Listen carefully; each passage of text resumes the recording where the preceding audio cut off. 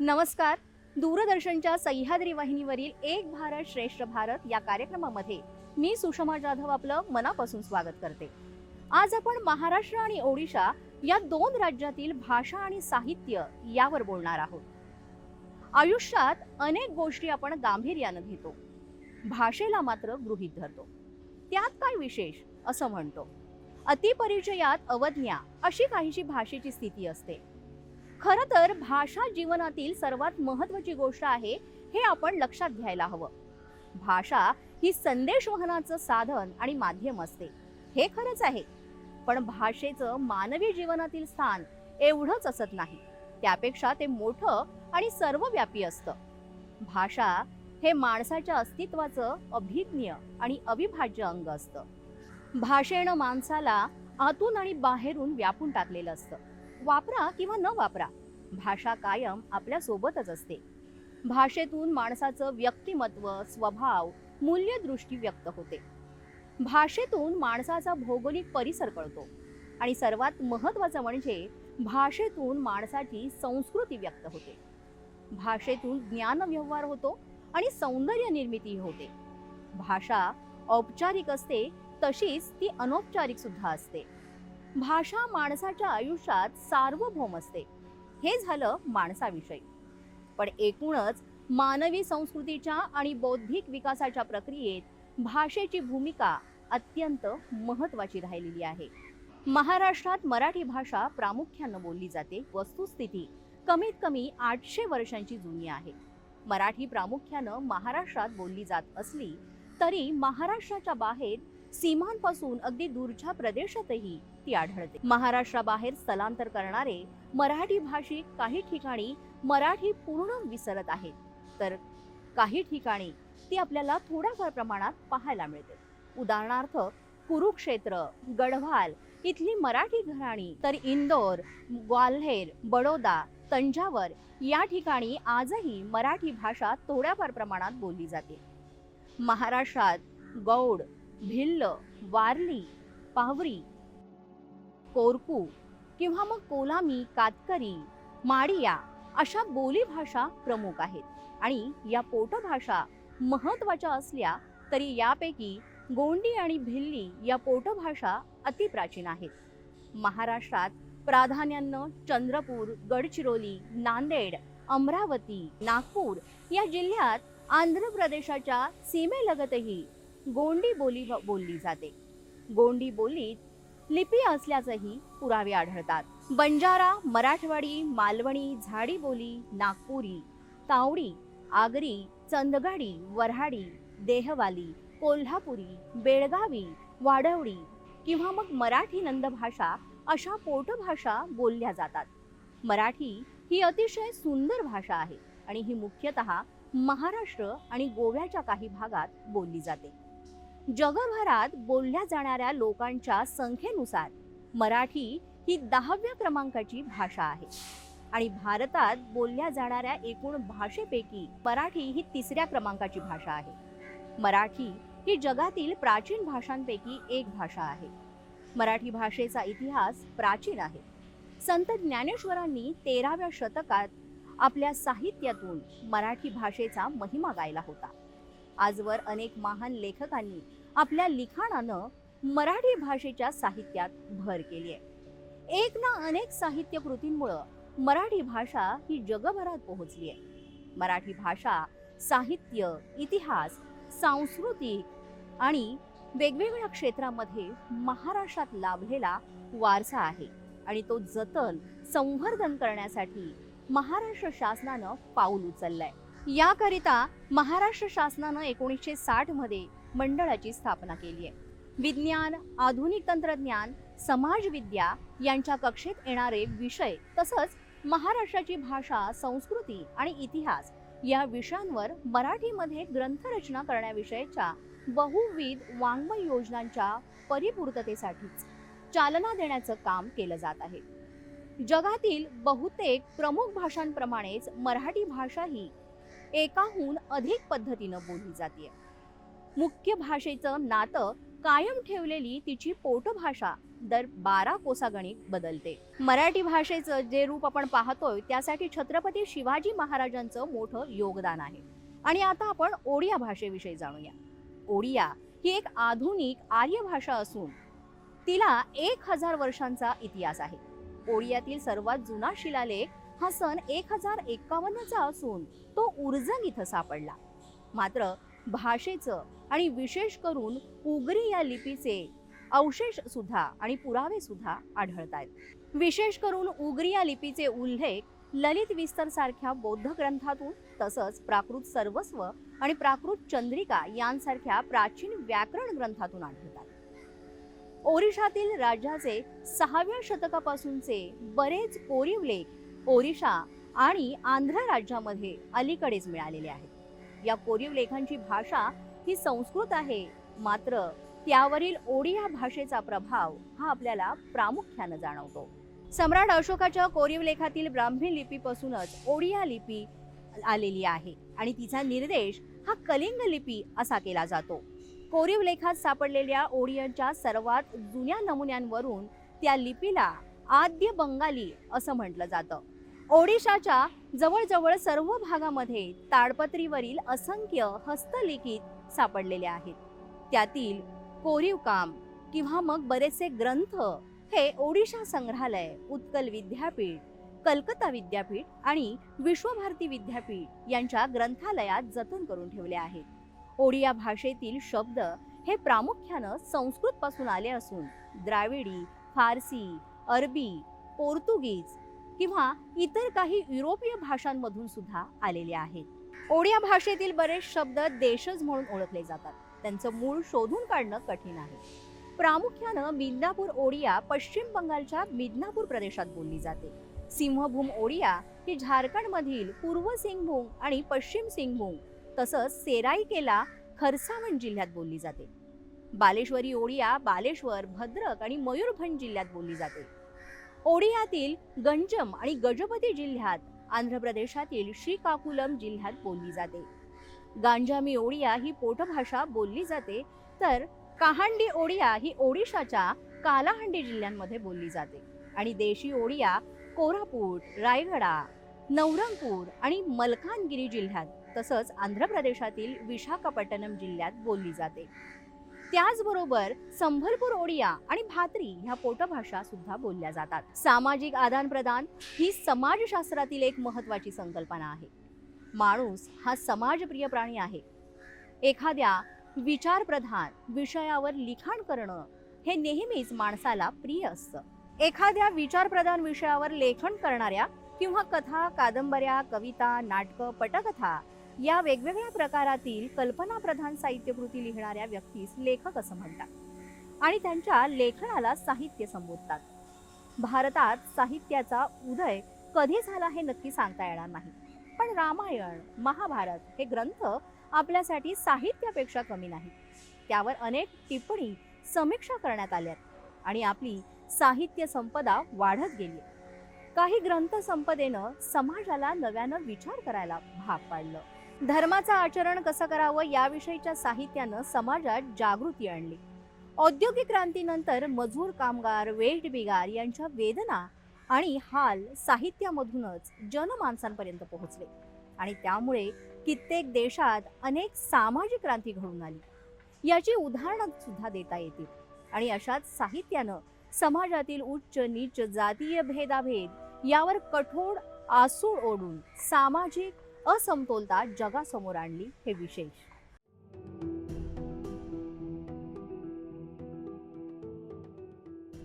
ओडिया साहित्याच्या आद्य स्वरूपाचे 3 ठळक विशेष आढळतात. यामध्ये कोरीव लेख, भावगीतं, वीरगीतं आहेत. ओडिया साहित्याची सुरुवात 11व्या शतकात झाली असावी असं ठरतं. तसंच ओडिया साहित्याच्या निर्मितीचा पहिला टप्पा भावगीतं आणि वीरगीतं यांमध्ये आढळतो. यामध्ये ही गीतं सर्वत्र प्रचारात होती आणि याचा पुरावा लोकसाहित्याच्या रूपानं आजही उपलब्ध आहे.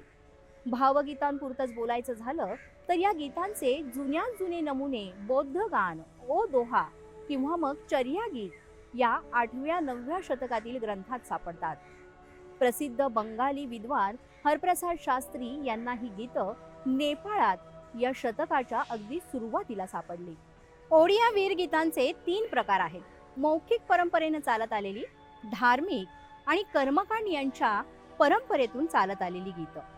सारळा दास आणि बलराम दास यांच्या महाकाव्यात आलेली ही वीरगीतं ओडिया साहित्याचा अनमोल ठेवा आहे. ओडिया साहित्याच्या इतिहासातील पहिला कालखंड म्हणजे महाकाव्य आणि पुराण. रामायण, महाभारत यांवर आधारित अनेक महाकाव्य रचण्यात आले. त्याचप्रमाणे पुराणाच्या आधारेही अनेक ग्रंथ रचले गेले. 1701 ते 1800 हा काळ अलंकारिक काव्याचा कालखंड म्हणून ओळखला जातो. उपेंद्र भंज, अभिमन्यू सामंतसिंहार, दीनकृष्ण दास आणि इतरही अनेक लेखकांना याच काळामध्ये ललित साहित्यिक म्हणून कीर्ती लाभली. त्यांनी केवळ काव्यग्रंथच रचले नाही, तर त्यांच्यापैकी काही जणांनी छंद, अलंकार यावर सुद्धा ग्रंथरचना केली आहे.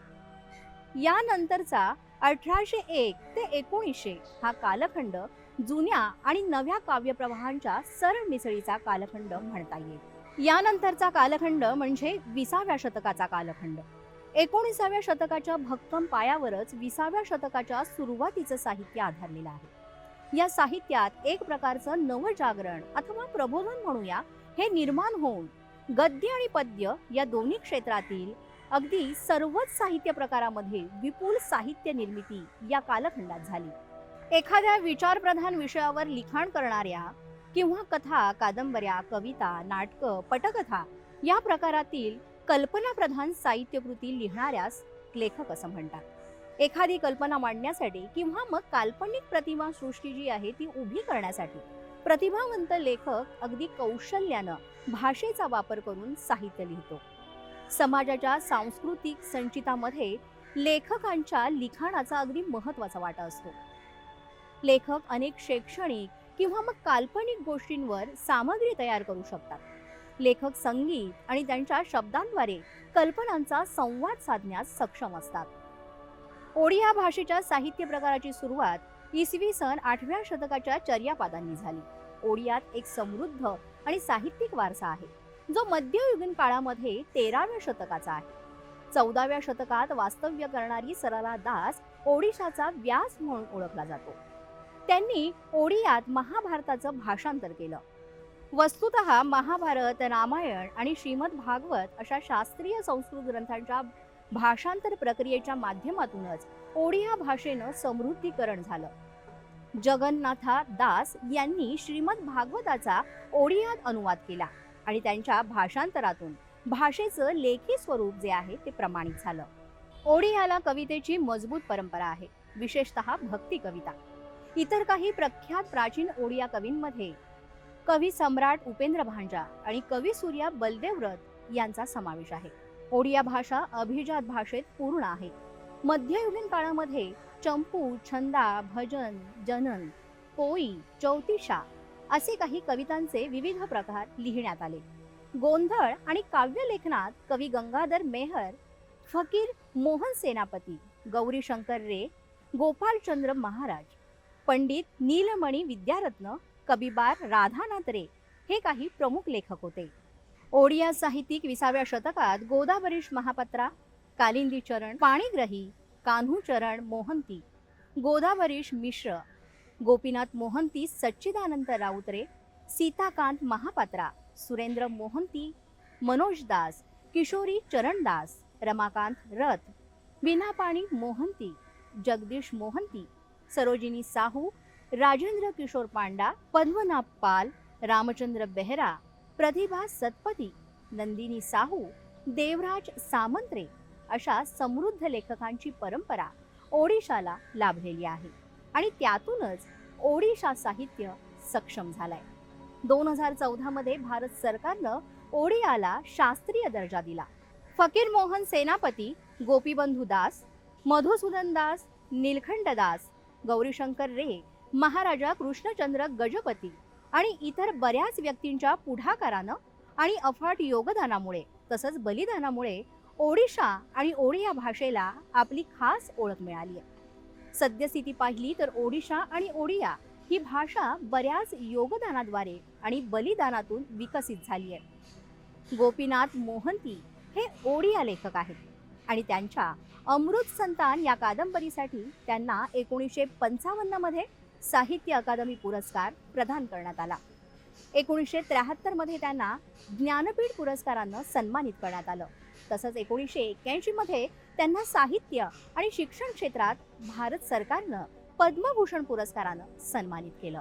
सच्चिदानंद राऊतरे हे ओडिया साहित्यिक आहेत. स्वातंत्र्य लढ्यासह अनेक चळवळींमध्ये त्यांनी भाग घेतल्यानं अनेक वेळा तुरुंगवास सुद्धा त्यांना भोगावा लागला. पदवीनंतर कोलकाता आणि नंतर कटकवास इथं त्यांनी 20 वर्षे नोकरी केली. राऊतरे यांना 1963 मध्ये त्यांच्या कविता 1962 या कविता संग्रहासाठी साहित्य अकादमी पुरस्कार प्रदान करण्यात आला. 1986 मध्ये ज्ञानपीठ पुरस्कारानं त्यांना सन्मानित करण्यात आलं. सीताकांता महापात्रा एक प्रसिद्ध ओडिया लेखक आहेत. 1993 मध्ये त्यांना ज्ञानपीठ पुरस्कारानं सन्मानित करण्यात आलं. 2003 मध्ये भारत सरकारनं त्यांना साहित्य आणि शैक्षणिक क्षेत्रातील पद्मभूषण पुरस्कारानं सन्मानित केलं. सीताकांत यांच्या कवितेचं काव्य विश्व वास्तव आणि अनुभवाच्या संयोगातून निर्माण झाला आहे. त्यांच्या कवितांचा सांस्कृतिक आधार त्यांचा वास्तवदर्शी अनुभव आहे. गावातील पदपथ, तलाव, नदी, घरं, मंदिरं, सूर्योदय, संध्याकाळ आणि मानवी नातेसंबंध यांचं निरीक्षण करताना भूतकाळाच्या ज्या खिडक्या ते सहजपणे अगदी आपल्या कवितेत व्यक्त करतात आणि ते वाचकांना नकळत स्वतःमध्ये बांधून घेतात. प्रतिभा राय हा ओडिया भाषेतील लेखिका आहेत, ज्यांना 2011चा 47वा ज्ञानपीठ पुरस्कार प्रदान करण्यात आला. प्रतिभा राय यांच्या 20 कादंबऱ्या, 24 लघुकथा संग्रह, 10 प्रवास वर्णनं, 2 काव्य संग्रह आणि अनेक निबंध त्यांचे प्रकाशित झालेत. देशातील प्रमुख भारतीय भाषांमध्ये आणि इंग्रजीसह इतर परदेशी भाषांमध्ये या कलाकृतींचं भाषांतर करण्यात आलंय. कोणार्क आणि यज्ञसेनी द्रौपदी म्हणून हिंदीत अनुवादित केलेली शिलापदम ही त्यांची प्रसिद्ध कादंबरी हिंदीत सर्वाधिक वाचली जाणारी कादंबरी आहे.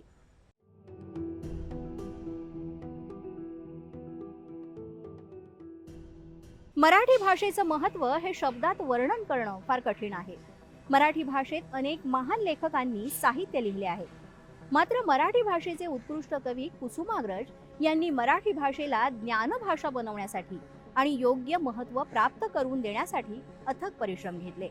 त्यांच्या स्मृतींना स्मरण म्हणून दरवर्षी त्यांच्या वाढदिवसाच्या दिवशी म्हणजे 27 फेब्रुवारीला मराठी राजभाषा दिवस साजरा केला जातो. कृष्णाजी केशव दामले, गोविंद विनायक करंदीकर, त्र्यंबक बापूजी ठोंबरे, प्रल्हाद केशव अत्रे, राम गणेश गडकरी, विष्णू वामन शिरवाडकर, निवृत्ती रामजी पाटील, चिंतामण त्र्यंबक खानोलकर, आत्माराम रावजी देशपांडे, विष्णू शास्त्री चिपळूणकर, विनायक जनार्दन करंदीकर अशा अनेक लेखकांनी त्यांच्या साहित्यातून मराठी भाषा समृद्ध केली आहे. मराठी हे आपल्यासाठी केवळ एक भाषा नसून ममतेचे, वात्सल्याचे आणि संस्काराचे बोल आहेत. जसे आईचे बोल लेकरांसाठी हळूवार आणि अगदी प्रेमळ असतात, वेळेप्रसंगी जी आई मुलाच्या चांगल्यासाठी कठोर शब्दही बोलते, तशीच आपली मराठी आहे. तिच्या शब्दांची शक्ती प्रचंड आहे. महाराष्ट्राला मोठी संत परंपरा लाभली आहे, हे खरंच आहे. पण संत म्हटलं की काही ठराविक नावं अगदी पटकन डोळ्यांपुढे येतात. संत ज्ञानेश्वर, संत नामदेव, संत एकनाथ आणि संत तुकाराम महाराज या संतांचा मोठा प्रभाव मराठी मनावर सातत्यानं टिकून आहे. माझ्या मराठीची बोलू कौतुके, परी अमृतातेही पैजानी जिंके, ऐसी अक्षरे रसिके मेळवीन असे म्हणत त्यांनी मराठी भाषेविषयीचा अभिमान, मराठीची महती व्यक्त केली आहे. कर्मयोग, ज्ञानयोग आणि भक्तियोग सांगणाऱ्या ज्ञानेश्वरीमध्ये सुमारे 9000 ओव्या आहेत. इसवी सन 1290 मध्ये हा लिहिला गेल्याचं मानलं जातं. म्हणजे साधारण 725 वर्षांहून अधिक काळ लोटला गेला तरी संत ज्ञानेश्वर आणि ज्ञानेश्वरीचं स्थान आपल्या मनमंदिरामध्ये आढळ आहे. त्याचप्रमाणे स्वातंत्र्यवीर विनायक दामोदर सावरकर यांनी सुद्धा आपल्या लेखनातून मराठी भाषेला समृद्ध केलेला आहे. क्रमांक, चित्रपट, बोलपट, नेपथ्य, वेशभूषा, दिग्दर्शक, प्राचार्य, प्राध्यापक, मुख्याध्यापक, शस्त्रसंधी, टपाल, दूरध्वनी, दूरदर्शन, पर्यवेक्षक, अर्थसंकल्प, विधिमंडळ, परीक्षक, त्याचप्रमाणे तारण, क्रीडांगण, सेवानिवृत्त, वेतन, महापौर, हुतात्मा, उपस्थित असे अनेक शब्द मराठीमध्ये नव्यानं रूढ झाले आणि मराठी साहित्याला झळाळी प्राप्त करून दिली. विष्णू सखाराम खांडेकर यांचा आपण विचार केला तर त्यांनी ययाती ही कादंबरी लिहिली आणि या ययाती कादंबरीसाठी ज्ञानपीठ पुरस्कारानं त्यांना सन्मानित करण्यात आलं. 1968 मध्ये त्यांना साहित्य आणि शिक्षण क्षेत्रात भारत सरकारनं पद्मभूषण पुरस्कारानं सन्मानित केलं. कादंबरी आणि लघुकथांव्यतिरिक्त त्यांनी नाटकं, निबंध आणि समीक्षात्मक जे निबंध आहेत ते सुद्धा लिहिले. 1960 मध्ये साहित्य अकादमी पुरस्कार त्यांना प्रदान करण्यात आला. विष्णू वामन शिरवाडकर म्हणजेच कुसुमाग्रज यांना 1987 मध्ये ज्ञानपीठ पुरस्कारानं सन्मानित करण्यात आलं.